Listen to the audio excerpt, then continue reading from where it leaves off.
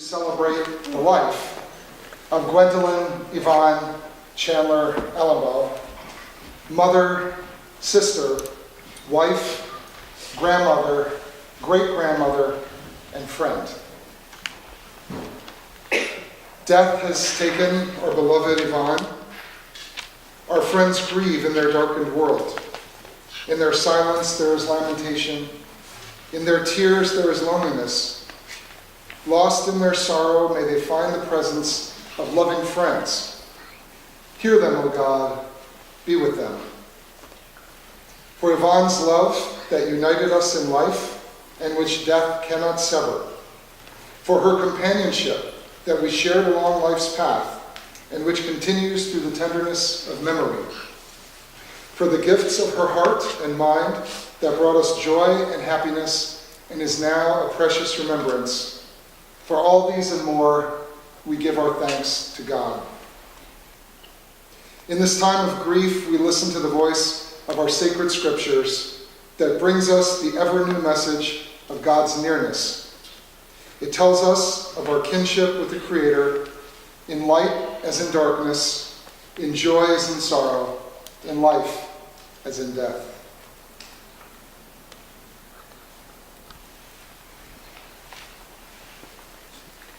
Esai el ha'arim, ma'ayin yavo Ezri me'im Adonai oseh shamayim va'aretz. I lift up my eyes to the mountains. What is the source of my help? My help comes from Adonai, maker of heaven and earth. God will not let your foot give way. Your protector will not slumber. See, the protector of Israel neither slumbers nor sleeps. God is your guardian. God is your protection at your right hand. The sun will not strike you by day, nor the moon by night.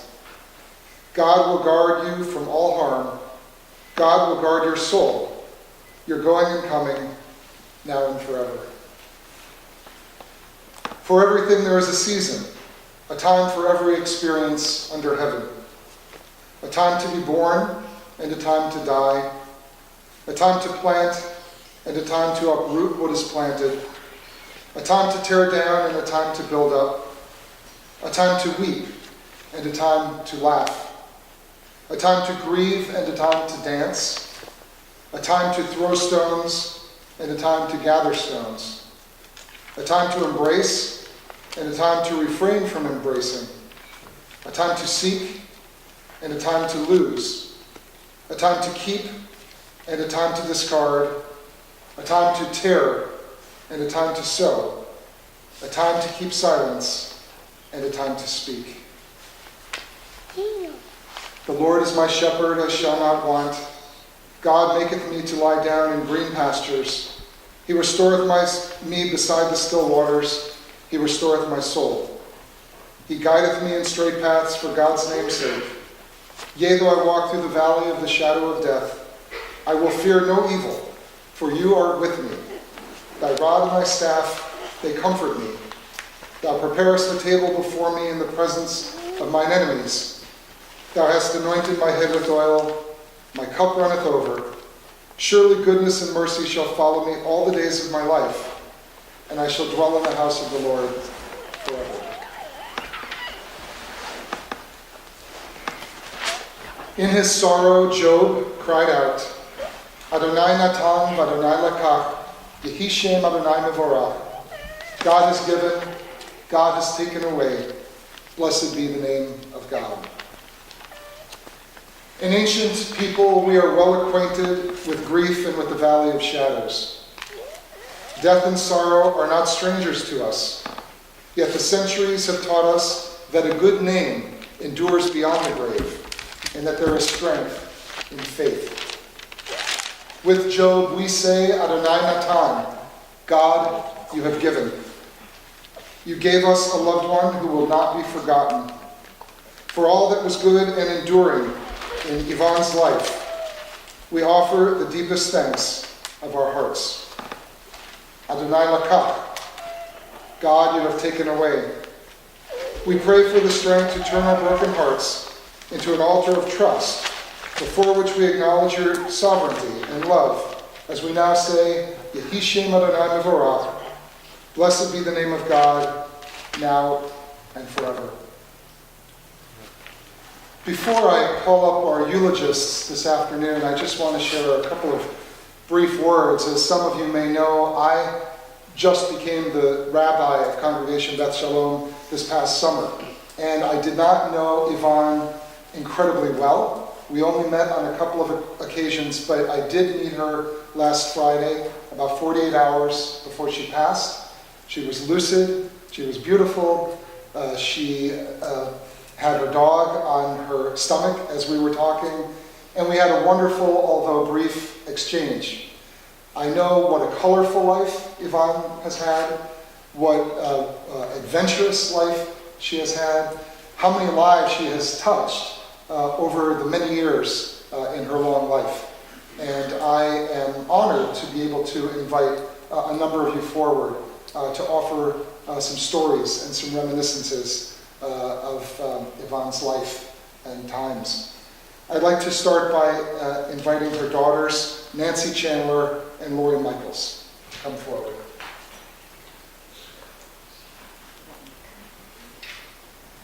Is there a tissue up there? Yeah.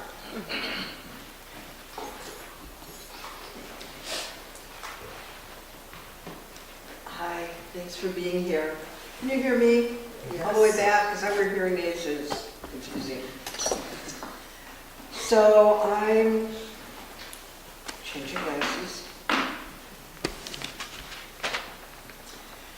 I'm calling my eulogy Memories of My Mom. During each chapter of her life, my mother was known by a different name. I'm going to tell you a brief history of her life through the story of each name. She was born Gwendolyn Evonne Jacobs in Sioux City, Iowa, on June 15, 1923. Don't bother doing the math. She was 94 and a half when she died. Everyone called her Gwen. She was, as a young woman, she dreamed of acting and modeling in New York. And her usually strict father approved of her going away, but knew that in that day and age the name Jacobs was too Jewish. He suggested Chandler, and Mom agreed. She thought Gwen Chandler sounded pretty. So off she went on her own, a very pretty 18-year-old, to become famous in New York. I still have a magazine page of Mom as a model, and out on the table on the left corner as you face, there's pictures of her in her 20s when she was modeling. And I will never forget hearing her play the part of a giggling soap bubble during the commercials on nightly radio broadcasts. She had her acting gig. After her famous New York minute, she returned to her family in Chicago. Then, in her early 20s, she met and married my father and became Gwen Evonne Chandler Rosenberg. She made her two baby girls, my sister Lori and me, and the marriage eventually dissolved. Within a few years, she remarried, becoming Gwendolyn Evonne Chandler Rosenberg Doctorman. Our blended family of 6 lived in Rock Island, Illinois. And sadly, our sweet stepdad died in 1963 after only 7 years together. I was graduating high school, and he died. So then, in the 1970s, Mom was still young and beautiful in her 50s, early 50s, when attending a New Age seminar in, I forgot somehow to say that when my stepdad died, Mom moved to Chicago. Oh yeah, sorry. While attending a New Age seminar, a friend extolled the virtues of sunny California and invited Gwen to visit a place she later described as paradise. The property was called Sunrise. It was a house near the top of Mount Tamalpais. One night, she was soaking in a hot tub at the sunset when she made up her mind to move west. She returned to Chicago and in the blink of an eye packed her entire apartment. Always ready for adventure, Mom moved cross-country to a small two-bedroom apartment in Mill Valley, hip Mill Valley. There, her creativity and entrepreneurial spirit soared. She took art classes, she got involved in theater, and my uber progressive mother participated in the first consciousness-raising S group seminar conducted by the famous founder himself, Werner Erhard. Marin County was the first location where Gwen invested in property, becoming a homeowner against the strong warning of some of her male family members. We loved visiting her in California. One winter day in the late 90s, a girlfriend suggested a getaway to Lake Tahoe. Always game for travel adventure, Mom planned to go.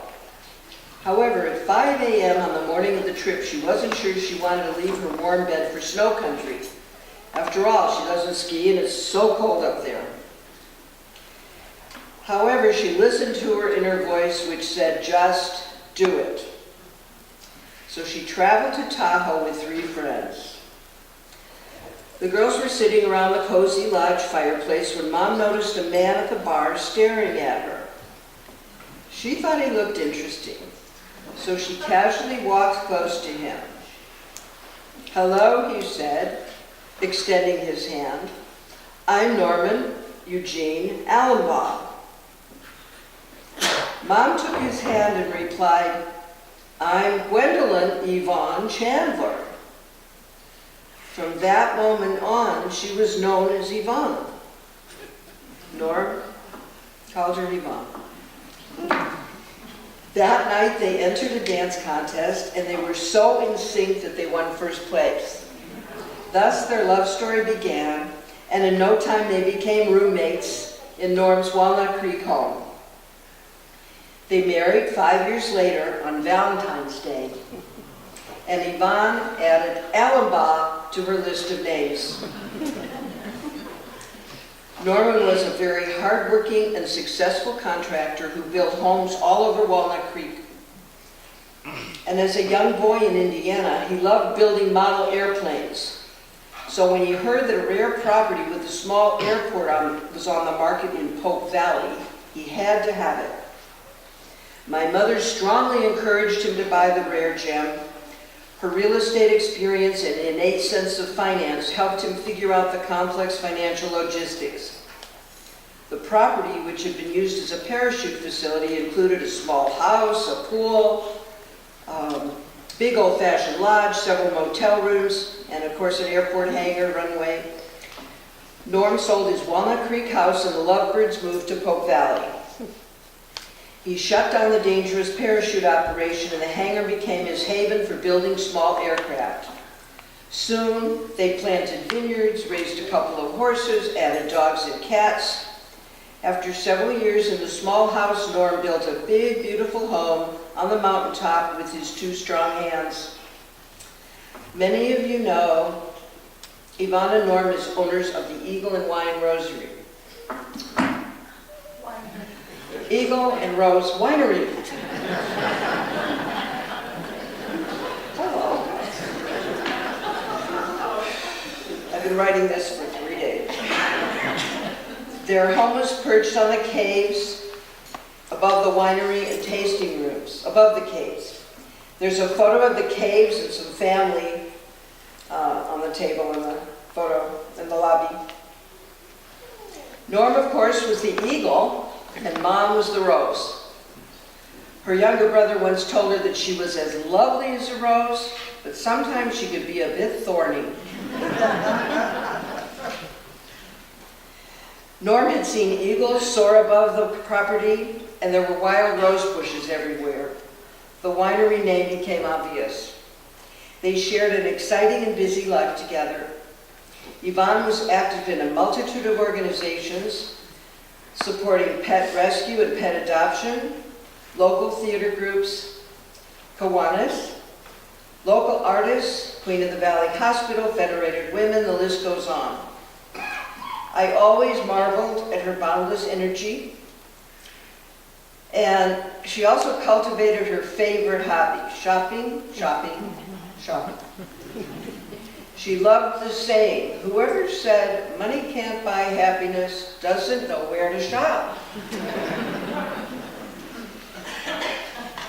Long after the devastating Napa earthquake, her precious, not long after the devastating earthquake, precious Norman died suddenly at home on Thanksgiving Eve, 2014.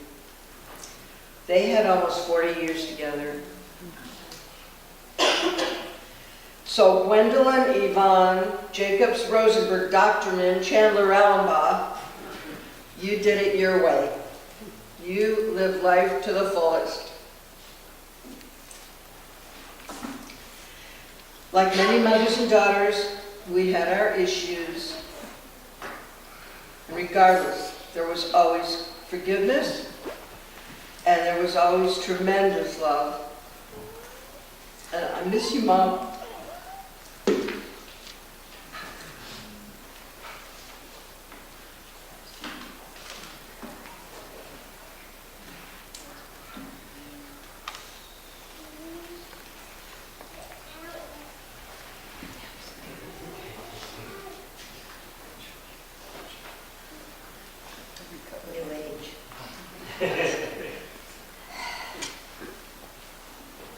My mom was an amazing, complex woman.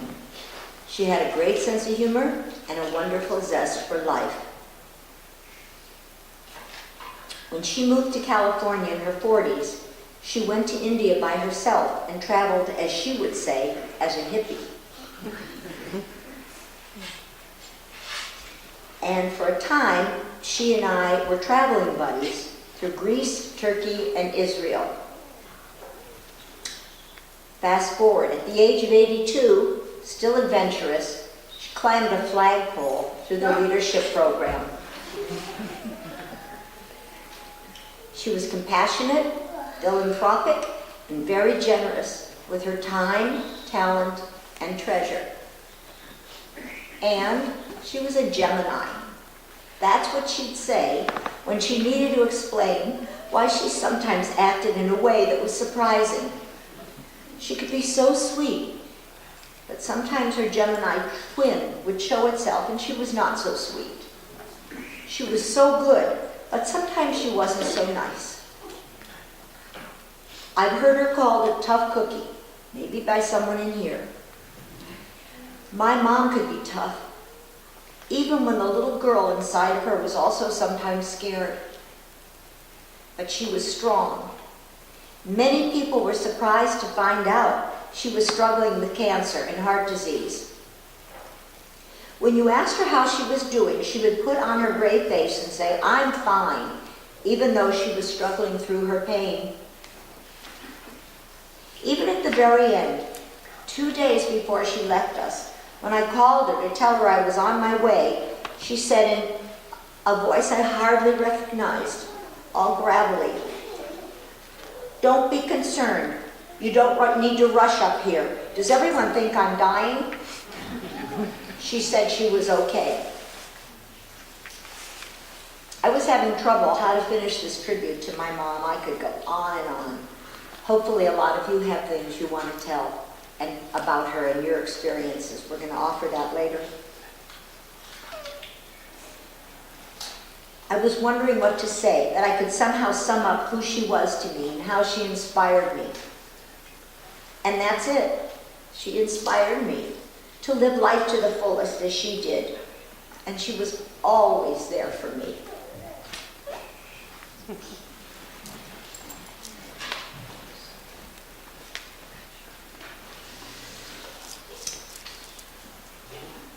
Yvonne's brother, Jacobs, is in Chicago, and Jason is going to bring him up using FaceTime.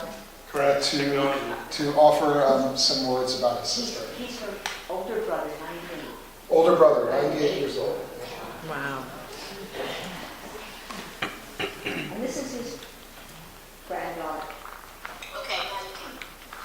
Hello, everybody. This is Jack Jacobs in Highland Park, Illinois. suburb of Chicago. I'm 98 years of age, and she was 95. And we moved from Cleveland, Ohio, when I was 8 and she was 5. And my parents, we rented a small apartment, and she didn't like it there. She'd always pack up her bag every 3 days, and she wanted to move out. And they always asked her, please don't pack up because you're ruining your clothing. And in those days, you went to the theater, and it cost 10 cents, and you got a piece of china besides. We grew up together on the south side of Chicago. The war came out after Pearl Harbor. I was in the Navy, and of course, lost track of what was going on in Chicago for a year. I was training as a pilot. But the preamble to that, she married Rock Ellen. She was an elegant woman. She always, then she married her own wonderful people. Amen. Our parents were very fond of her. I miss her dearly. And the very day they called me on Tuesday to tell me about her death. It was if my right side fell off. She was the strongest person in our family. I can never forget her. I live now with my daughter here in Highland Park. I have a brother who lives in Sarasota. I hope that he can hear this. But I speak for him. I speak for my nieces. I speak for all the wonderful people that knew them. And Evonne Alumbaugh was a doll. I revered him and loved him as a brother. And we called each other brother. Much of her success and much of the person that she was molded by. In any event, one of these days I will join her. Our mother and father are there. I have a brother, not a brother, but I have a sister, and a son that also. I want you to know that Gwen introduced me to my wife that I was married to for 57 and a half years. And for that, I told her, Gwenny, I love you. We all do. And I just wanted to say thank you for all of the friends and dear people that are there for her remembrance and to revere her life. Thank you.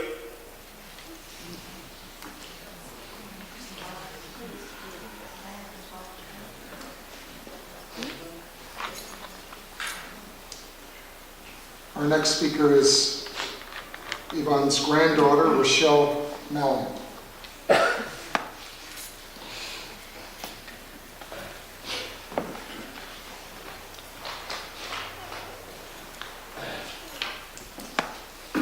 Short over here. My name is Rochelle Malion, and I'm one of Evonne's many grandchildren. Grandma always told me the story of when she met my grandfather 5 days after I was born, on Valentine's Day in 1978, exactly 40 years ago. I think it excited her to have potential grandchildren and to see my grandfather so enthusiastic about his family. Norm and Evonne made each other so happy. They seemed to balance each other out. She kept my grandfather on his toes, though. I remember hearing them talk about everything from business to what to eat for dinner, real estate, theater, but she was almost always right. She wouldn't let him get away with anything. Another memory that Grandma Evonne always reminded me of is when I was about 8 years old. I went to stay overnight with her and my grandfather in their home in Pope Valley. She gave me my own bed, my own area to stay in, and privacy, which was really cool because I had two siblings. She was big on privacy, though. We spent a lot of time getting to know each other on that visit. She was always wanting her grandchildren and great-grandchildren to bring something home to remember our time together. So apparently, I always asked her and Grandpa, "Is there something that you don't want that I could have?" She still reminded me this recently. She often teased me about it. All of us great-grandchildren and great-grandchildren have small treasures, ranging from stuffed teddy bears to rocking chairs, that keep reminding us of her. When I was pregnant and I felt like I was as big as a house, she took me to a clothing store and used her fashion sense to find me a whole wardrobe of items that made me feel beautiful. She always said, "Don't look at the size, that doesn't matter. It's whether it fits and makes you feel beautiful and good that matters." She had such a talent to make a person feel beautiful. She always had a piece of advice to share. It could have been on fashion, real estate, money management, relationships, and we listened even if we didn't want to hear it. In the recent years, she would always ask me when I was going to come visit her again. I know she kept busy with Kiwanis and with friends, but she would always say, "I haven't seen you in a year." My sister, her two kids, my mom, me, my two kids, we would storm her house like a tornado. We would try to keep the kids from tearing up her beautiful home, remind them not to touch any of the glass sculptures or antiques that were the perfect height of a 3-year-old hand. Some had dangling beads or shiny paint that was so tempting for them. She would always feed us lunch and make sure there was something sweet for dessert, even when the kids didn't earn it. When the kids became too rambunctious or started fighting with each other, we would make our exit and try to put back anything that was askew. I always felt like I should stay longer, but I knew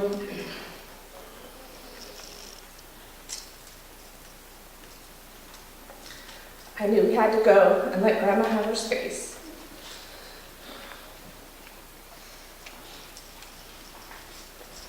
I thought she might be lonely, but I was happy that her dog Letty continued to give her companionship. I'm so happy that she is now free of pain and with the love of her life. I will miss her, but will never forget the lessons she taught me.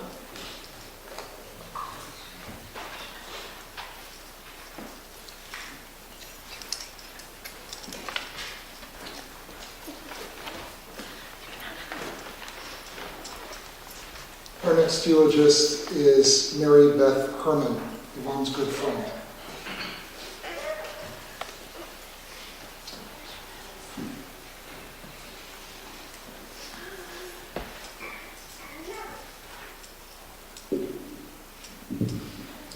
I met Evonne in 2004 when I moved across the country, like Evonne, came to California and escaped and started a new life. I met her again involved in leadership in Napa Valley. Those times Evonne opened her family to me. Kiwanis was part of her family. She thought of Kiwanis as her extended family.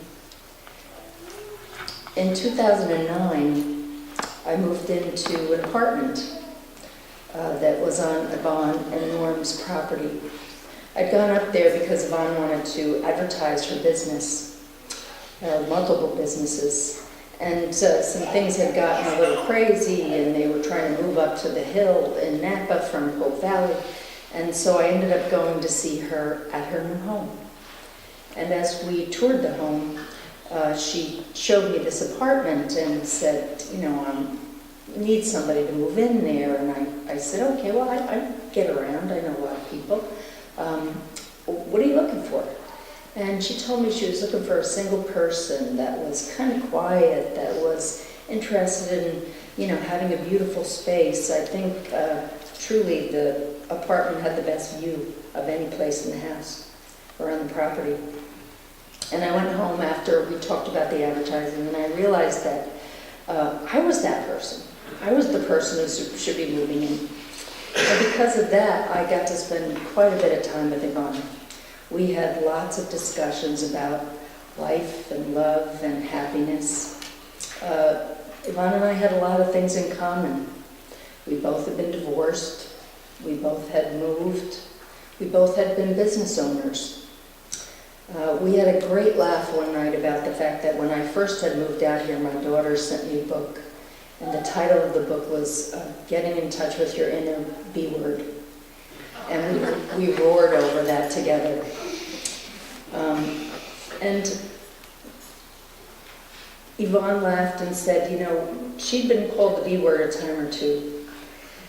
She said that, strong women, intelligent women, smart women, people who are interested in their communities, that was important to her.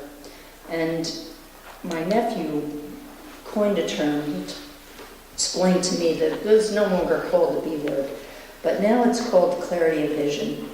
Well, I think Evonne had clarity of vision her whole life. I think she lived that clarity of vision. She also told me that she needed to be involved. She needed to be involved in her community. And we know she was involved in Kiwanis and News and in Dreamweavers. She loved that. She said it kept her young of heart, and it kept her kind of heart. That being involved with people who were less fortunate than she made sure that her heart had kindness for other people. And that certainly was true. She and Norm were very kind to me. Another lesson, she told me to take risks. I was seeing my now husband Tim, and we were talking about what it meant to have a second family and what it meant to start over again and to have a new life. And she encouraged me. She told me, you need to take a chance. You need to take that risk. She found Norm later in life and said it was the best thing she'd ever done. He was the love of her life. The other lesson was that she loved her family deeply.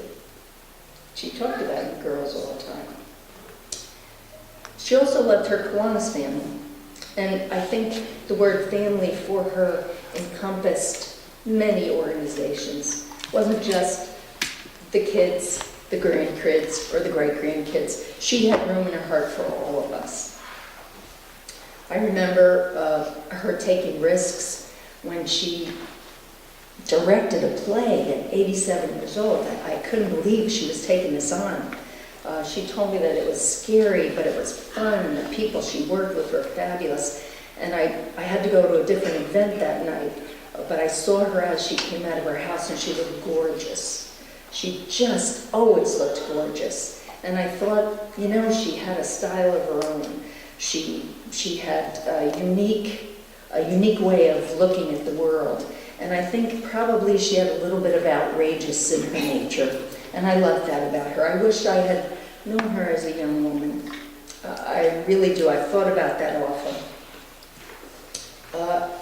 On her 90th birthday, she came to my home. I had lived in her home and I had left. And now I had a home of my own. And she had told me that she had tried to bid on a Kiwanis event, a dinner at our house, at Tim and my house, and that she was like jumping up and down, but somehow nobody saw her. And so she asked me if I would agree, which is true. She said I was yelling and nobody would call on her. So she asked me, she was very disappointed that she didn't get the live auction item, and she told me she really wanted to do it because it was for her 90th birthday. And so because I knew it was her 90th birthday, I thought, we needed to do this. Of course we'd do another dinner. Of course we would do this for Evonne. And her family came. And as she drove up, I had the limo stop before she got to the house. And I think she was a little concerned that she was going to have to walk up this big hill to get to the house. But we had invited our Kiwanis men, many of whom were sitting here, to come and join us. And for her 90th birthday, we had a glass of champagne and toasted her. I think it was a a big moment for her. She appreciated it. The last lesson, I think this might be maybe one of the most important lessons moving forward for my life, was that Evonne taught me how to hover properly over a silent auction table. She just had a way of making sure. I loved her mom.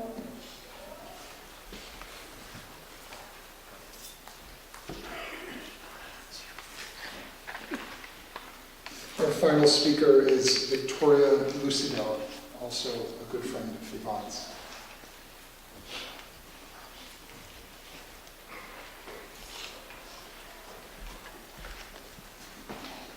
Thank you. I have known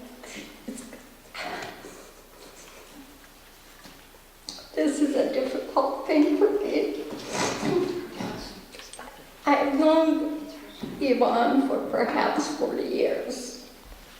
I met her when she lived in Walnut Creek, and Peter and my husband Peter and I did a lot of things with both of them. We shared many memorable adventures.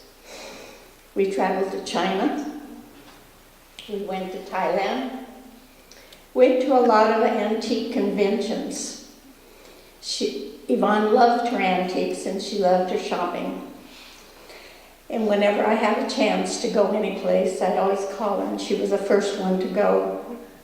It didn't matter if it was Chicago, it didn't matter if it was Colorado or Nevada or Los Angeles, she was ready to go. She knew how to socialize, and she was a great party giver. But she was the most successful in business as far as I was concerned, and she was always trying to teach me how to buy property. Needless to say, I only took her advice on one and purchased some in Lake Tahoe and naturally sold it later for a discount. But our first business adventure together, we took a place in Danville, which happened to be Norm and She's place in, what's it called? Town and Country Village. We decided to go into business to open a woman's designer consignment store. We couldn't even last a year. Why? Because we both couldn't stop buying. We bought more of the goods than we sold, so we had to give it up. Whether it was completing a barn raising, a winery, a reservoir, which poor Norm lost his caterpillar in, the wine tunnels, the new house on the hill. Peter and I was there with Norm to celebrate. We laughed and we cried together like sisters. She was always supportive, even if it was late at night and she wanted to share something. I didn't care what time it was. I was there for her. Our travels and adventures allowed us many footprints, but the most important footprint was the one that she left on my life. I shall miss her. Thank you.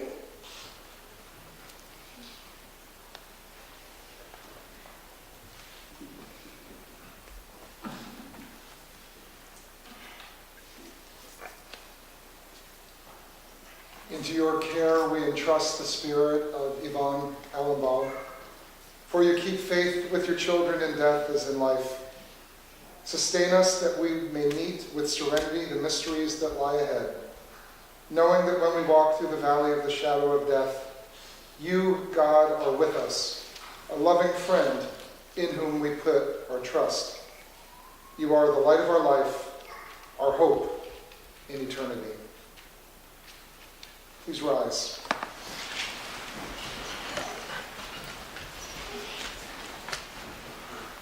El Malay Rachamim, Shohen Bamrumim, Hamseh Menucha Nechona Tachat Kanfei Ashkina, Im Kedoshim Utehorim Kezohar Varakia Masirim, Et Nishmat Evonne Alumbaugh, Shehalcha La'olamah. Ba'al harachamim yasdireha v'seter kanafav le'olamim, v'yitzor b'tzor ha'chaim et nishmata, Adonai hu nachalata, v'tanuach b'shalom al mishkava v'nomar. Amen. Compassionate God, eternal Spirit of the universe, grant perfect rest in your sheltering presence to Evonne Alumbaugh, who has entered eternity. O God of mercy, let her find refuge in your eternal presence, and let her soul be bound up in the bond of everlasting life. God is her inheritance. May she rest in peace, and let us all say, Amen. And we continue now with the mourner's Kaddish. Yitkadal, Yitkadash, Shmei Rabbah, Belma, Divra, Perete, V'yimlik Malchutei, V'chayachon, V'yomachon, V'chaye, Dechol Beit Yisrael, V'agala, U'vizman Kariv, V'himru Amen. Yehed Shmei Rabbah, Mevorach, La'olam, U'lamei Almaya, Yitbarach, V'yishtabach, V'yitpa'ar, V'yitramam, V'yitnaseh, V'tadar, V'taleh, V'talal, Shmei Dekucha, Richu, Le'ela min kol birchata v'shirata, Tushbechata v'nechemata, Damiran v'alma v'yimru Amen. Yehei shlama rabba min shmaya, V'chayim aleinu v'el kol Yisrael v'yimru Amen. Oseh shalom b'mromav, hu yaseh shalom, aleinu v'el kol Yisrael v'yimru Amen. May the source of peace and peace to all who are mourning, and comfort to all those here who are bereaved. And let us all say, Amen. There are refreshments in the social hall immediately behind us after we conclude our service. And I want to let everyone know that if you would like to share any of your memories, any of your stories about Evonne, you will have the opportunity to do that during the course of the reception. This concludes our service.